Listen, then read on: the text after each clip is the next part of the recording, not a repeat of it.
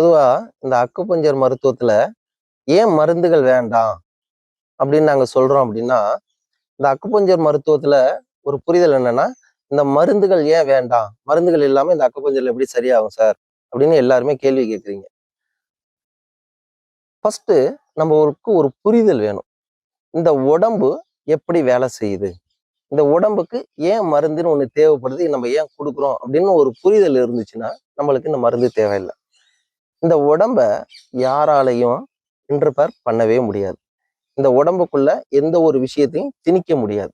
இந்த உடம்பு தன்னைத்தானே சுழற்சி, தன்னைத்தானே சரி பண்ணக்கூடிய ஆற்றல் இந்த உடம்புக்கு பொதுவாகவே இருக்கு. அதனாலதான் மருந்து மாத்திரைகள் வேண்டாம், இந்த உடம்பு தானா சரியாயிரும் அப்படின்னு நாங்க எடுத்து சொல்றோம். இப்ப மருந்து அப்படிங்கிறது என்ன அப்படின்னு பாத்தீங்கன்னா, மறு உந்துதல் அப்படின்னு சொல்லுவாங்க. அதைத்தான் மருந்துகள் அப்படிம்பாங்க. மருந்துடைய உண்மையான இது என்னன்னா மறு உந்துதல். நம்ம உடல்ல ஏற்படக்கூடிய ஏதோ ஒரு பற்றாக்குறை, ஆற்றலுடைய பற்றாக்குறை, நம்ம உடம்புக்குள்ள ஏற்படக்கூடிய ஒரு ஆற்றல் எங்கேயோ தடைப்பட்டு போச்சுன்னா, அந்த மருந்துகளை கொடுத்து அந்த ஆற்றலை தூண்டி விடுவாங்க. இதுதான் மருந்துகள் போய் செய்யக்கூடியது. ஆனா நம்ம அக்குபஞ்சர் தொடு சிகிச்சையில நாங்க என்ன பண்றோம்னா, அந்த ஆற்றலை பஞ்சபூதங்களோட சக்தியை, பஞ்சபூதங்களுடைய சுழற்சி, அந்த ஆற்றலை கொண்டு நேரடியாக அந்த சக்தியை தூண்டுதல். நம்ம தொடு உணர்வு மூலியமா இந்த உடம்புக்கு ஒரு ஆற்றலை கொடுக்கும்போது, அந்த பஞ்சபூதங்கள் சுழற்சிகள்ல எங்க குளறுபடியா இருக்கு, எங்க ஏற்ற இறக்கம் இருக்கோ அதை சமநிலைப்படுத்தும். அப்ப இந்த உடம்புக்கு தேவையான ஆற்றலை நாங்க டைரக்டா தூண்டுறது மூலியமாக இந்த உடம்பு தன்னைத்தானே சரி செய்யும். அதற்காக தான் மருந்துகள் தேவையில்லை அப்படிங்கிறோம். இப்ப மருந்துகள் என்ன பண்ணுது பொதுவாகவே அப்படின்னு பாத்தீங்கன்னா, இப்ப நம்ம சித்த மருத்துவம், ஆயுர்வேதம் இருக்கு அப்படின்னா, நம்ம உடம்புக்குள்ள போகுது. எல்லாமே என்ன பண்றோம்னா வாயு வழியா தான் கொடுக்குறோம். இப்ப இந்த வாயு வழியா கொடுக்கும் போகும்போது நம்ம உடம்புக்குள்ள ரத்தத்துல கலந்து அது ஒரு விதமான ரசாயனத்தை உற்பத்தி பண்ணி நம்ம உடம்புக்கு தேவையான ஆற்றலை அது உற்பத்தி பண்ணும். அதன் மூலியமாக நம்ம உடம்பு குணமாகும். இப்ப அலோபதி எடுத்துக்கிட்டீங்கன்னா முழுக்க முழுக்க ரசாயனங்கள். அப்ப இந்த ரசாயனம் உடம்புக்குள்ள போகும்போது அதனால எதிர்வினை இருக்கா அப்படின்னு கேட்டீங்கன்னா கண்டிப்பாக இருக்கு.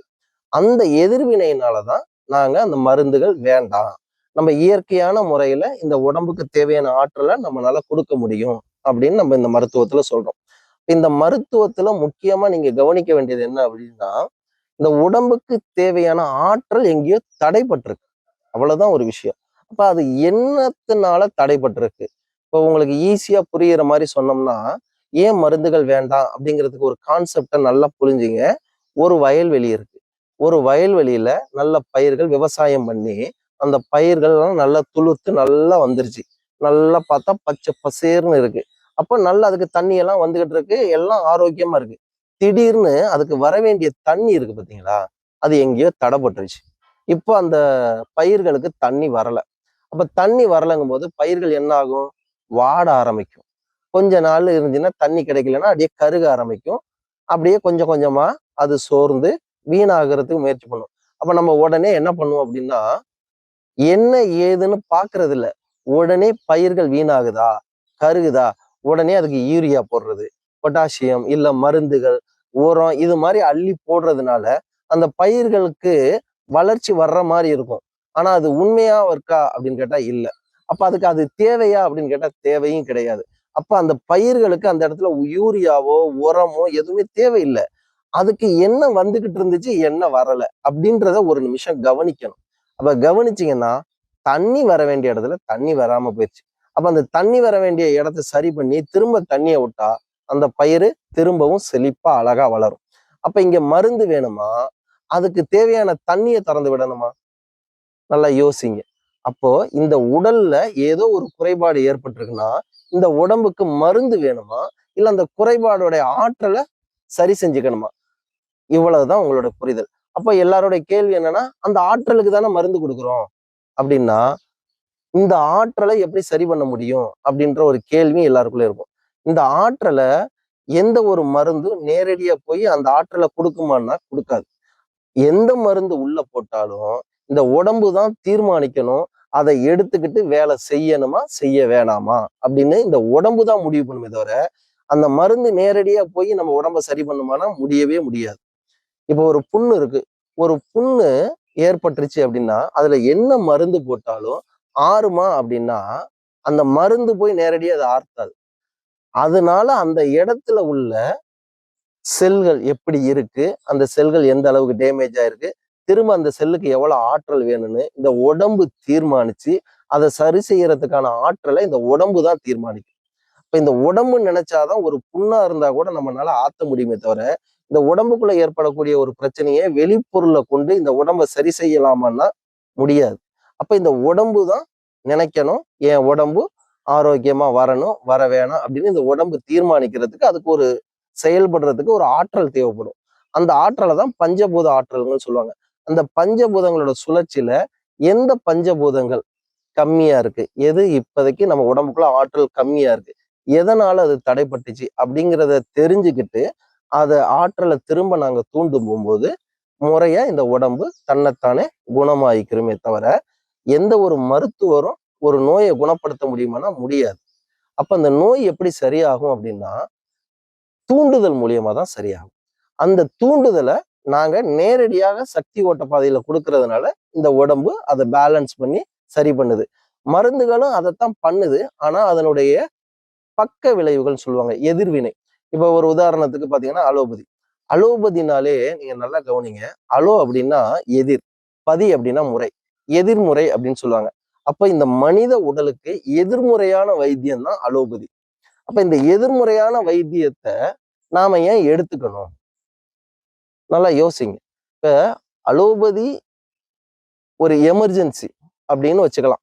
இப்போ ஒரு உதாரணத்துக்கு நம்ம ஒரு இடத்துக்கு அப்படியே போயிட்டு இருக்கோம், ஒரு ஆக்சிடென்ட் ஆயிருச்சு, என்னுடைய பல்லெல்லாம் கீழே கொட்டிருச்சு அப்படின்னா என்னால அதை சரி பண்ண முடியுமா? இந்த உடம்பு தன்னைத்தானே சரி பண்ணுமான்னா முடியாது. ஏன்னா பல்லு அங்க இல்லை. அப்ப இந்த உடம்பு அந்த பல்லு போன பிறகு அந்த இடத்துல பல்லு திரும்ப முளைச்சாலும் சரி, இல்ல முளைக்காம அது ஒரு வடிவத்தை உருவாக்கும்.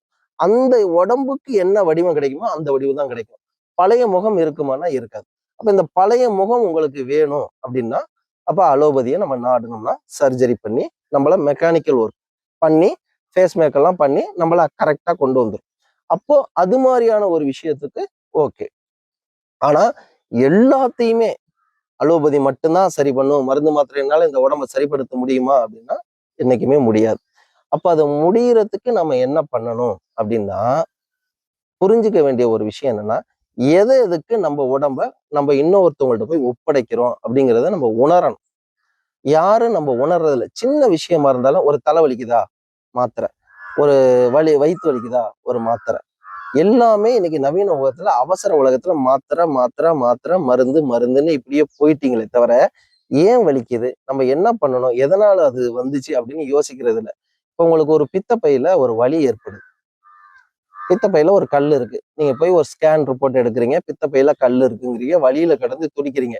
இப்ப நேரா நீங்க ஆஸ்பத்திரிக்கு போனீங்கன்னா ஒரு டேப்லெட் கொடுப்பாங்க, இல்ல ஒரு இன்ஜெக்ஷன் போடுவாங்க. வரும்போது சந்தோஷமா வலி இல்லாம வருவீங்க. அப்போ பித்தப்பை சரியாயிருச்சானா, பித்தப்பையில உள்ள கல்லு சரியாயிருச்சானா இல்ல. நீங்க கொடுக்கக்கூடிய மாத்திரை நேரடியா பித்தப்பையில போயிட்டு அந்த கல்லை போய் கரைக்காது. இந்த மருந்து எப்பயுமே இந்த உடம்புல எந்த ஒரு பிரச்சனையா இருந்தாலும் நேரடியா போய் அது வேலை செய்யாது. அதை நீங்க முதல்ல தெளிவா புரிஞ்சுக்கிங்க.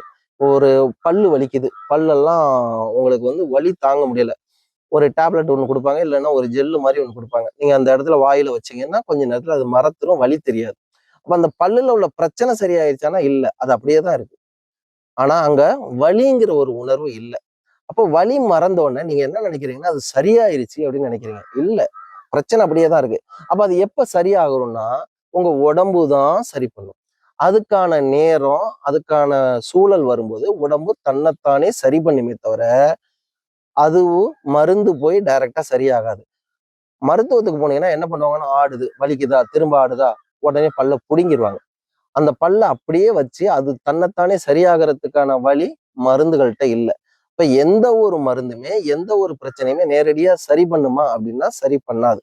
மருந்துகள்னால இந்த உடம்ப எப்படி சொல்றது காப்பாற்ற முடியுமா, மரணத்தை தள்ளி போடுமான்னா முடியவே முடியாது. அப்படி ஒரு மருந்து இன்னும் உலகத்துல கண்டுபிடிக்கவே இல்லை.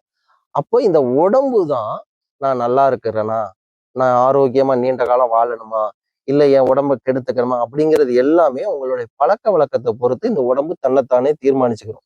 அப்போ மருந்து மாத்திரை இல்லாம இந்த உடம்ப சரி பண்ண முடியுமானா 100% உங்க உடம்ப சரி பண்ண முடியும். அதைத்தான் நாங்க சொல்லிக்கிட்டு இருக்கோம். மருந்து வேண்டாம்.